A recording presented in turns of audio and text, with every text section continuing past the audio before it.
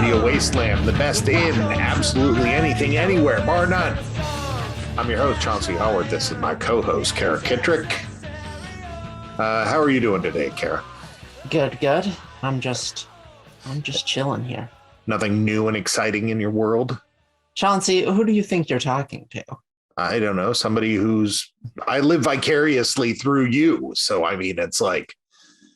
No, I'm. Nobody lives vicariously through a 46-year-old man with 3 grown children. 90-year-olds. I guess. No, they still want to be you. They still want to be in their 20s. They want to be young and beautiful and looking for love. Do they? I guess so. I guess they probably do. Most people who have this sort of like nostalgic thing. See, I want to be 12. Like if I could go back in time and live in a moment forever, it seems like everybody wants to be something from 17 to 22.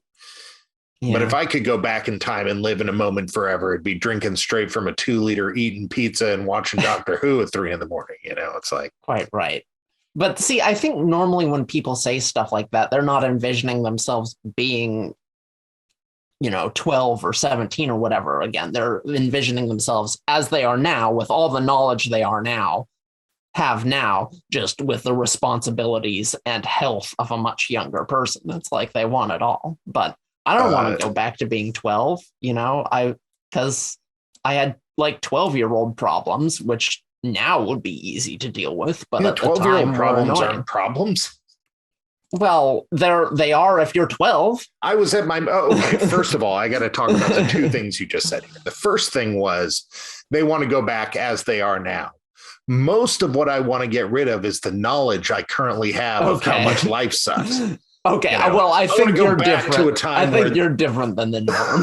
Where there was hope, where Doctor Who really might change the world on PBS. See, I think it would be cool to be like, 15 or something, but with all of the like accumulated knowledge I have of being, 29, so I can rock people's worlds, be writing college level essays and stuff. But, I don't want to go back to being 15 as I was then, because I already did that and it sucked. Yeah, well, I know exactly why you want to do that. Go back and be 15. Yeah, no, that is true. Yeah, okay. But even like leaving aside drinking blood, man, and I'll do it in a heartbeat. Yeah, well, throw aside the transness of it all. It's still. That's not what I was referencing. What I was referencing is the eternal youth and the vampiricness of it. Oh yeah, I guess. Yeah, I wouldn't want to be a teenager forever. I would want to be, like Claudia. 20 forever. Claudia was like super. Was like in the movies she was like 13, but in the book she was like 8 or something, wasn't she? I've never actually seen the movie. I've only read the book. So yeah, in the book she was like a really young child. Yeah. The movie was good, but they're making a series of it right now. Oh. And personally, this is any movie fans out there are probably going to mock me, but Queen of the Damned was also good. I have not seen it. Aaliyah was awesome as the Queen of the Damned, man. She was perfect. She made up for a lot of the other stuff just by being so cool. I believe you. All right, Kara, do you have any news for us today? Yes, I do. So in the Rotterdam Ocean Coast shipyards, a yacht is nearing completion that will be the largest super yacht in the world. The identity of its owner was unknown, but has since been revealed by journalists to be Jeff Bezos. But there's a problem. The only route to the sea is blocked by a historical bridge.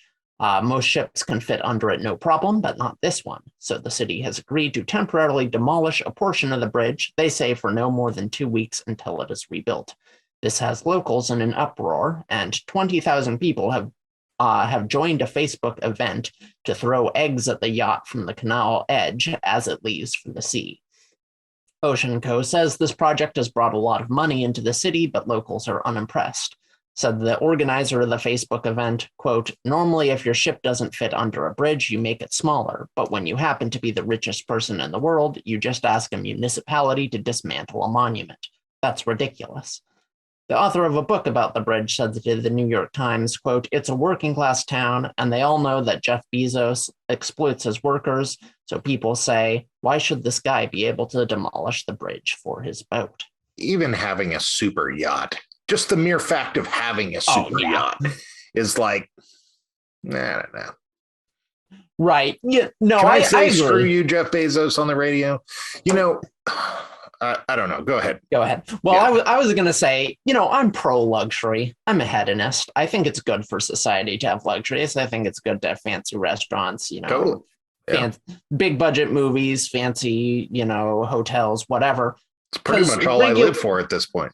Right. Regular people, or even people who are like well off, but not ridiculously so, can on occasion avail themselves of those things. A super yacht is something that only has any worth to people who are just obscenely wealthy. And I don't think anyone should be allowed to be that wealthy. And so it irks that there's like these entire industries that are just funded by a few thousand people who are ridiculously rich. What about their needs? Let's cater to their needs for gigantic dreadnoughts. It is weird because I think the core of the problem is that we create people who, in what world do you need to own the super yacht? I can only think of one world where owning the super yacht is kind of acceptable. And that is, I have a business that rents out super yachts to people, Yeah. And therefore I own one, but right. Yeah. Nothing against the guy. Are you such a super yachter that you need to own the damn thing? Right. And I'm pretty sure he has other super yachts. So it's like he needs one that's the biggest in the world. Like, how much time are you actually going to spend on this thing? Right. To be fair, though, where do you draw the line? Because let's take a look at Jay Leno. Sure. Jay Leno collects classic cars, and I think he has like 60 cars. So here's somebody, let's say he doesn't have a super yacht. Maybe he does. I don't know. But let's pretend he doesn't for the sake of the equation. Is somebody collecting 60 supercars? Super yacht territory? I'm just kind of asking out loud. I don't expect an answer. We all have different answers to this. Is there a word like rhetorical that means like, I know we all have a different answer to this? Yeah, I guess rhetorical, but it's, I think we would all draw the line in different places, but I think where you draw the line ultimately is based on how everyone else in society is doing, right? So, I think if everyone in the world was living like a medieval peasant and 10 people in the world had, the standard of living of Jay Leno, or even just of upper middle class suburban American, right? Sure. That to me would be obscene because everyone else is, living in huts, right? So to me, it's not about the super yacht. If we lived in a world that was just so plentiful for resources that everyone could have a super yacht, then heck, that would be great. Who doesn't like the idea of a super? Obviously, we will never live in that world because resources are finite. But my problem is not the thing itself, but the massive disparity, right? Yeah, I just couldn't imagine, even if I was infinitely wealthy, that my wife and I would basically be all, are you thinking what I'm thinking? Right. And she's just all, we need to build the world's largest yacht, even bigger than our other yacht. And then that's exactly what I was thinking. Okay, let's say you had $100 billion and for whatever reason, there was no expectation. Because you're a decent person, so you would give away 99%. Just decent, but go ahead. But let's say there was no expectation whatsoever. There was no need for you to give any of it away. Let's say no one else in the world is suffering. You have $100 billion. You can get whatever you want. What do you do with that? And nobody needs it? I guess no one else unless I needed it. Right.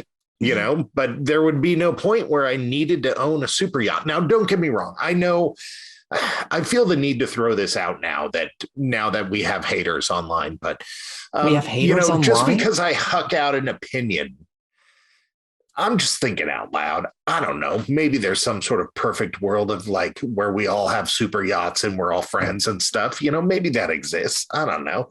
But at this point, I'm just and I don't know if it should be illegal, but because of the super yacht, let me put it this way: because of the super yacht, Jeff Bezos and I can't be friends. Yeah. No, I think that was maybe not in the cards already. Is it because of my lack of a super yacht? Yeah, I think he only hangs out with people who are, $50 million and above. Oh, So, but almost there. it was funny researching this and reading the comments on different media, because most comments on most sources that were reporting on this, because everyone was reporting on this, was like, we hate Jeff Bezos. Ugh, so disgusting. I go to the article on Fox Business. The comments are like 90%. Hey, he's bringing money into the city. And like, if he has the money, then he ought to. Yeah, I mean, there is truth to the idea that like, this isn't that big of a deal actually for the town. Like the bridge is going to be rebuilt is all, that's fine. This is not about that, right? It's not about the bridge. It's about the fact that the people there hate billionaires, which to me is reasonable. We should all hate billionaires, but a lot of people don't, I guess, because they think that one day they'll be a billionaire. I don't think we should hate billionaires. I think billionaires should not be so hateable. I think I'm okay with billionaires as long as they're not billionaires for long, because they get rid of the money. Right. Well, that's exactly my position too. Like I can't think of a scenario in which it's ethical to have $1 billion, and because you can live comfortably for the rest of your life on a teeny tiny fraction of that. Like if you don't want to work anymore, I'm not going to begrudge you that you made $1 billion, but like, yeah, totally. You don't need all of it just sitting around. Yeah. He made Amazon. He doesn't have to work if he doesn't want to, but he should give away 99.9% of what he has. Yeah, like his ex-wife. Crap. I don't know. I don't know. Yeah, people are crazy. People are weird. Move on. Moving on. Okay. So new clues are starting to appear about who suffers from long COVID and who doesn't, reports the National Geographic. Anywhere from 10 to 50% of COVID cases are said to suffer from some form of long COVID or lingering symptoms, yet scientists have been unable to understand so far a lot about what causes it. Some studies in the past have pointed to genetic or microbiome factors, but a new study that came out this month identified 4 risk factors, which, quote, virtually all long COVID sufferers had at least one of. So the factors are type 2 diabetes, measurable levels of COVID RNA in the blood during initial infection, circulating Epstein-Barr virus early in the infection, or a high level of autoantibodies. Of course, the antibodies and the RNA thing, people won't necessarily know about or be able to control, but if you have diabetes 2 or mono, maybe don't go to that concert. What are the 4 again? So the first one is type 2 diabetes. Sure. Which I get, and unfortunately I'm working my way towards having due to my weight, but luckily I'm keeping it at bay. So what was the second one? So the second one is measurable levels of COVID RNA in the blood during the initial infection. And that is like there's if nothing. I have a cold and then I get COVID? It's specifically COVID-19 RNA. So if I don't get it. If I have COVID and then I get COVID, it's bad. Well, so for this one, these are things that you can use to identify who is going to end up with long COVID, right? Okay. So if you get COVID and the doctors say, hey, there's a lot of this RNA in your bloodstream. Okay, gotcha. I gotcha. Then that means, okay, you are now you're much more at risk to develop these symptoms. Okay, so that's not really a symptom that can be checked ahead of time. That's like if you get COVID and there's a massive buildup in your system, you're going to have long COVID probably. Right. And the high level of auto antibodies is kind of the same thing, but that's also something like if you have any kind of autoimmune condition, that can cause that. So that's when I think a lot of people know if you have an autoimmune disease, then my wife had COVID and she has autoimmune issues, and she has long COVID, but luckily not like a lot of people.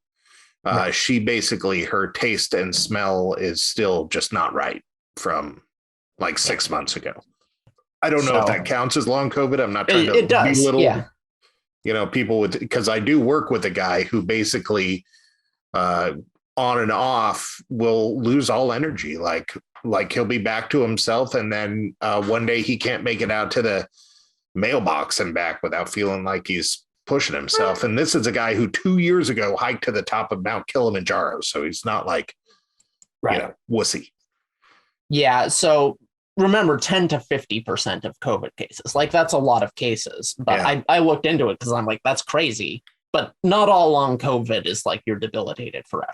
It's if you have any kind of thing that lasts beyond the initial infection. That counts. Yeah. Counts as long COVID. And then that third one was mono. Epstein-Barr virus, which is what causes mono. So if you've got that, then COVID can apparently linger. Well, there's an argument to keep your schools, because isn't that where all the smooch and kissing diseases happen? Is in elementary schools? High school. Well, I don't know. I have never heard of a grown-up having mono. Kissing. That's all I'm saying. Anytime I've ever heard of mono, it was 13 to 17. Oh, really? Okay. And that's my scientific expertise. I think you can get it as an adult, but I'm sure you can. It sounds like it's one of those things that's much more common. So, which such people are generally much more resistant to COVID. So that's good then, I guess. But it's nice that they're working this out. Well, I can tell you this. Most people I've ever known to get mono are 13 to 17. So if ever I meet a grown-up with mono, I'm going to wonder how they got it. Yeah. Oof. Yeah. Can't it be? I thought it could be transmitted like via coughing and stuff. Yeah, but that's not funny. That's not funny. Okay. Sorry. Yeah. Just stepping on your jokes here. Yeah. No. Funny stuff only. Reality is depressing, Kara. Give me some more reality. What's our next reality? So finally we have Ukraine. Oh, Christ. That's a lot of reality. That's a lot of reality at once. Sorry, Chauncey. You set yourself up for that there. Yeah. But geez, what is going on, right? It's wild because the motivation, I didn't think he was going to do it. I thought it was all posturing. I don't think he was going to invade. Well, I didn't even understand why it would be posturing. What is the advantage of doing that? We're just going to go bully the Ukraine for a little bit. Yeah, high fives, right on. That'll be cool. I thought it was posturing to get like NATO to like back off on some. I thought it was there were going to be some unrelated negotiations, and he's like, I'll act crazy, and that'll scare them into giving me what I want. But no, he's just crazy. Those Ukrainians, they're not going down easy. No, they are not, which is good, and also he seems to think that Ukraine is just gonna be pacified, right? That it'll just be part of Russia again. And maybe, but it seems way more likely that we're looking at imagine if the US went into Afghanistan and Afghanistan was next door, right? And then we spent 25 years fighting an insurgency there. That's what they've set themselves up for. Right. And it's hard to see how any of this is going to be ever good for Russia. Now, is it just me, or when this first came out, I don't know what news sources you check or privy to, but is it just me, or was Fox News sort of holding back for the first couple of days in order to see what their constituents, their watchers' response was? Because I felt like all the other newses were just all going holy crap, this is going on and this is a big deal. And Fox News was kind of holding back, I felt like. Yeah.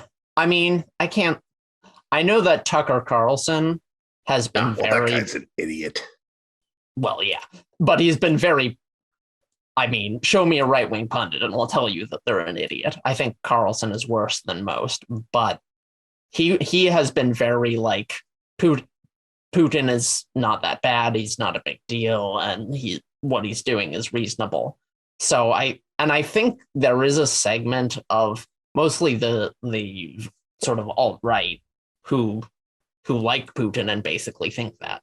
So I think maybe Fox News, yeah, didn't want to annoy those people, but I don't know. I didn't actually like. I'm not a follower of Fox News, so I don't really know what they've been saying. You know how like an emperor is the god king of kings? Putin is like the god king of oligarchs. He is like the dictator of oligarchs. I mean, in what world is the US like, oh, hey, that guy's okay? There's no world where he's okay. Yeah. Now, other people can be bad too. But this guy is bad. We all know it. Yeah, I mean, I agree with you. I think a lot of what I've heard about Putin has been very much like, oh, we don't like him, but we respect him, and we don't respect our president. It's been kind of like that. It's been kind of approval of Putin's quote unquote genius, even though I don't really think Putin is a particularly smart guy, has been used as sort of a cudgel to beat Obama and now Biden. But I think it hasn't really been. And I think in some segments, it has morphed into full on, we really like Putin, but that's because those segments are like fascist adjacent. Of course they like Putin. Well, that's my question to listeners. It's like, you don't like Biden, and that's okay. I mean, that's the way it goes. Every 4 to 8 years, you don't like the guy. Yeah, I don't really like Biden either. But yeah, I'm not a huge fan. I'm not a huge fan. I like him way more than Putin, though. It's like hard to find big fans of Biden. He more inspires. Totally. Right. Yeah. He's the milk toast we needed after that spicy bean dip of Trump. I like to put milk on my toast. It gives it some flavor. Yeah. That's Biden. But I would ask any listener, sure, you're opposed to Biden. Biden, you are opposed to him because he is the antithesis of everything you believe in. No, he's not. Putin is the antithesis of everything you believe in. Biden is just way off the mark, in your opinion. Putin is actually the opposite of what you believe in. Anti-free capitalism, anti-free elections, anti-voting rights, anti-education choice, all those things that the right is arguing about. He's not your guy, Yeah. I will say, like, Putin is definitely a capitalist. He's definitely a crony capitalist. Well, right? I mean, he's a capitalist as much as somebody says I'm a capitalist where I'm going to rig the game so that only I win. I mean, every capitalist. No. That's how every capolist who has gotten in charge has behaved. Or how they misunderstand the system, but that's not what capitalism means, Oh, well, we talked about this a few weeks ago. It's like, and we were talking about, these communists weren't real communists. My opinion is, if every communist has behaved in a certain way, that's what communism is. And I think that's true of capitalism too. I think crony capitalism, regulatory capture, yeah, they're not part of the theory, but it's inevitable. It's happened to every capitalist society. And I think, you have to at some point say, maybe that's just what capitalism is. Yeah. This makes me want to talk about a whole discussion about if people define what words mean through their misunderstanding, or if words just mean what they did and a bunch of people are wrong.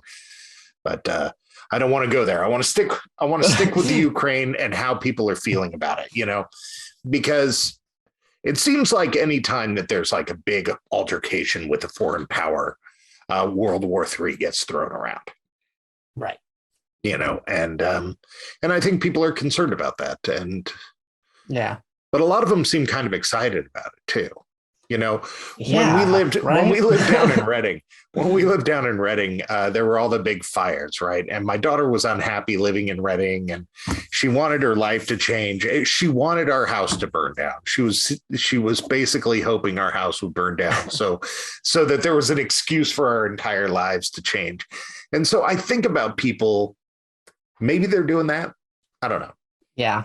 I mean, people who are desperately unhappy are definitely going to be more likely to hope for big changes. So there's nothing unusual about that. But, you know, right before World War I, there was a lot of sentiment like, you know, men aren't men anymore, and a big war is just what we need to sort of teach the next generation how to behave, and it'll be over by Christmas. We'll go off and have a wonderful little war, and that's going to inject some juice into our society, some vitality. What happened instead is that entire generation basically got decimated, and, you know, Europe lost a huge amount of money. America got a lot of money because they had to act as creditors to Europe. You know, it completely destroyed their way of life, this thing they were looking forward to. So I think it's possible to be dumb. Well, not to mention, we also, you know, publicly lashed Germany, leading to the rise of Hitler and the next generation being decimated as well, you know? Yeah. So, although then again, I feel like not from World War I, but World War II, you can definitely make the argument that, like, for the people who lived, life was better after than before. Oh, like, absolutely. Definitely in Germany. Yeah. I mean, before World War II, Germany was poor, like beyond. Yeah, poor. They weren't doing well. Yeah, like beyond poor, like wheelbarrows of money to buy bread, you know, poor. Yeah. And well, I don't even mean necessarily as much in Europe, because, like, Europe in some ways was benefited, but in, I think, most other ways, Europe was, like, decimated for decades, you know, just because their infrastructure had been destroyed. But in the United States, like, inequality, for one thing, you know, compare the inequality of, like, the 20s and the 30s to the inequality of, like, the 50s. It's much, much less, because suddenly, you know, everyone, the GI Bill was like, if you're a white dude and you fought in the war, you get to go to college. You know, it led to really decades of prosperity. So I don't know. I think there is an argument that a good world war can shake things up, but also it kills a lot of people. And we can't have a world war today because we have nukes. World war shakes things up in the sense that we all better get well acquainted with the plow and the horse and how to use them. Yeah. I don't know what we'll end up doing. How do you see this ending? Do you see it ending soon? I mean, I don't think this is going to lead to World War III or anything. I get that out right now. You don't think what? I don't think it's going to lead to World War III or anything. I think those have been very sort of dramatic predictions, and, like, it's good to be worried about something that, although unlikely, would be tremendously consequential if it happened, right? It's good to sort of have your mind on that so you can avoid it. But also, like, we're not going to go to war with Russia.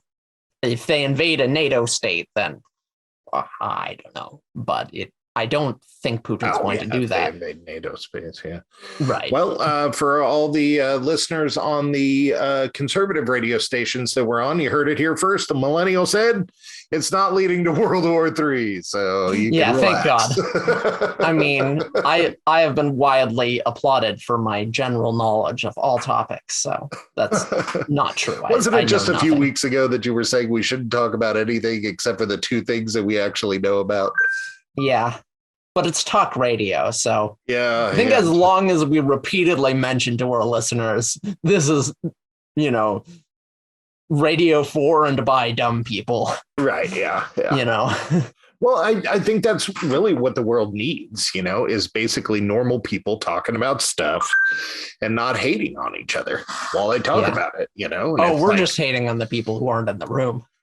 Well, no. I'm hating on Putin. Yeah. You know, I'm not hating on conservatives or anything like that. I mean, we all have family members. We have friends who are these people. We have to try to understand the other side. Putin, I got nothing for Putin. Putin needs Okay, I feel like usually I'm hating on conservatives, but you're barely restraining me. Oh, come on. You're young. That is true. I am young. And you also still, I don't you still I think don't have there's a friends. chance. I don't have friends or family who are conservative at this point, really. Except maybe Andrea. Yeah. You're not even sure about her. Well, I'm not sure about her either. Frankly, she wears it pretty close to the chest. I'm not sure. Yeah, it's like I'm not sure if she's conservative Christian or if she's like, devil worshiping liberal. I'm just not sure. And Andrea is unknowable, and I mean that's the way it should be. But like as far as like when I was 14, I had friends who were conservatives, but not now. I have a 14-year-old conservative. Well, right, because all of our it didn't matter what any of our opinions were, because we were all they were just our parents' opinions, right? Oh yeah. Well, I was a kid in the 90s, and we were listening to music about hating on Reagan, so I knew nothing about this stuff. Right, there you go. Well, I mean, neither did we really, but we talked about it. We talked about politics a lot in elementary school and high school, but we didn't understand it. Our arguments were dumb and didn't make any sense, but we thought they did. You'll feel good to know that even in your 40s, when you go to the bar, they're that too. Right. Some things never change. And they don't make any sense, and people are just pulling crap out of nowhere and referencing nothing on all sides. It is just the level of stupidity. And don't get me wrong, I at least know I'm stupid. That's the problem. I know, get in your lane, know your place. You're totally dumb. But no, nobody knows it. Yeah. So anyway, that's what we're doing on the radio. Yeah. But yeah, if you're liking it, we're coming up on a commercial break right now. So stick around and you'll get more of this nothing. You're listening to Radio Wasteland.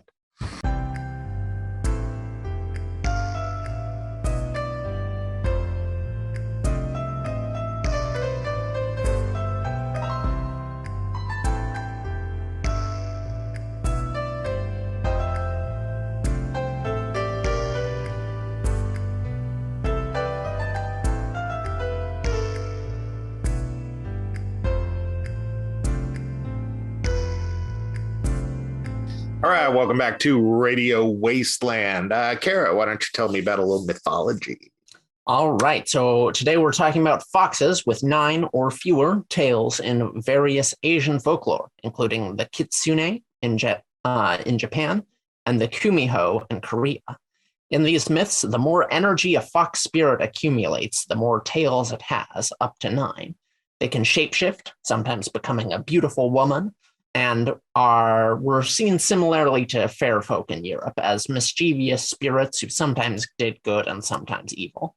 The Korean version was generally more straightforwardly evil, preying on specifically the livers of humans in order to increase their shape-shifting powers, and sometimes digging corpses out of graves to eat their organs.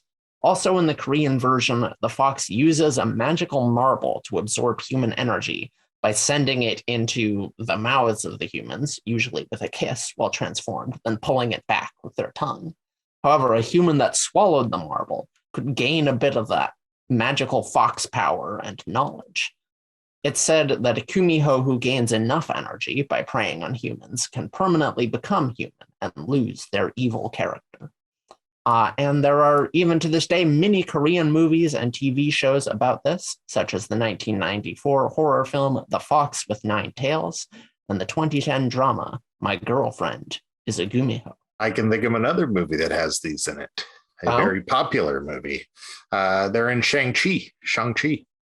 Oh, yeah. Yeah, they are. Yeah, they just show them briefly, but they're in there. And I've always wondered what those little...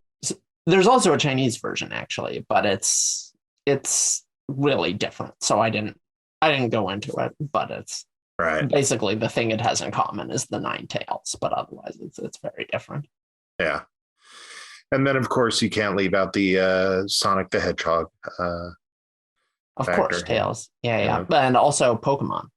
There's a Pokemon called 9 Tails, which is it's just one of these. It's very blatant. It's just a fox with 9 tails. You know, this has me thinking a lot about sort of the connections that we have because of the internet. You know, the internet gets a lot of flack, but I remember growing up in Reading, and the general consensus was that like Styles didn't get to Reading until 5 years after they were cool in the city and stuff like that. And you know, it's interesting that this information gets around immediately now, you know. And my friend John lived in China, and he talked about 4 stories out of China. God, I'm stupid for not knowing this, but there are 4 stories out of China that are sort of the equivalent of the Bible and William Shakespeare here. You know, how you can trace most stories back to the Bible or William Shakespeare somehow. One is Journey to the West, which I'm sure we've all heard the name of, but apparently there's 4 of them. And I always find these things really interesting, especially when I find like new media based on this old stuff. Yeah. You know, I don't even know if I should call it old stuff, because to them, they're watching new media based on it, you know, but to me, it's ancient history, you know. But if you come over here and be all, oh, it's new media based on Native American history, I don't think I would call it this old stuff. I would call, you know, my lack of exposure to it. And then, you know, Japan, too, which is, you know, what we're talking about in Korea. You know, Korea, I think we're starting to get a lot of media and getting some of this stuff. But frankly, I got to tell you, the West, I'm a little played out on Shakespeare and Bible stories. You know? Well, you know, a lot of Shakespeare's plots he did not make up. They were things that were popular at the time. He wrote the plays, you know. I know they were historical. What do you mean they were popular at the time? Well, like Hamlet, for instance, he didn't make up the story of Hamlet, the story of like a prince of Denmark who sees a ghost and avenges. Like that was a book. There was a book called Hamlet. Yeah, he was basically a guy who did a lot of adaptations for stage. What? Yeah, no. Mind blown. Yeah, I think Romeo and Juliet was based on something. I can't remember if Macbeth was, but almost everything he wrote he was not a plot guy. He mostly was like, that's a cool story.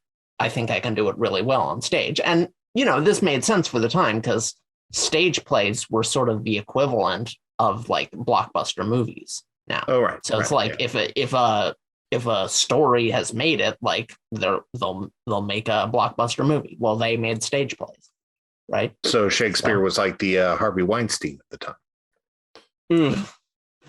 I mean, Steven Spielberg at the time. Yeah, he was more like the Steven Spielberg at the time. But the reason he's like groundbreaking for English speaking people is not a lot of people were writing in English before him. So a lot, and he coined a lot of words. You know, before then, people wrote in Latin, people wrote in French, like they talked to each other in English, but it was considered sort of gauche to actually write things down in English. Chaucer wrote in English. And there were some other contemporaries and stuff, but I think a lot of Shakespeare was a genius, undoubtedly, but I think the sort of mythic reputation he has isn't proportional to his level of genius, right? It's right. A lot of it, I think, is because he was the first to be writing in this language, which happens to be the language of the people who later became like the dominant force on the entire planet. Right. So, right place at the right time then. Yeah, don't get me wrong, Shakespeare was real good at writing. I don't know, man. There's a lot of famous white dudes that have built their stuff on the shoulders of less fortunate people. Elvis.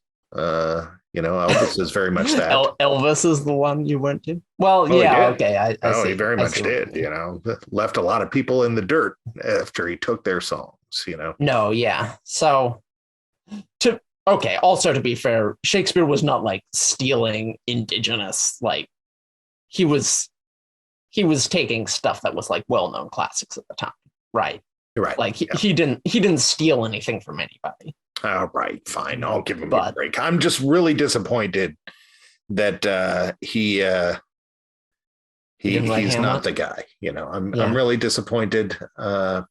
he's a guy, but he's not, he's not a god of words or something. Well, I hope a fox goes and digs him up and eats his liver. And on that note.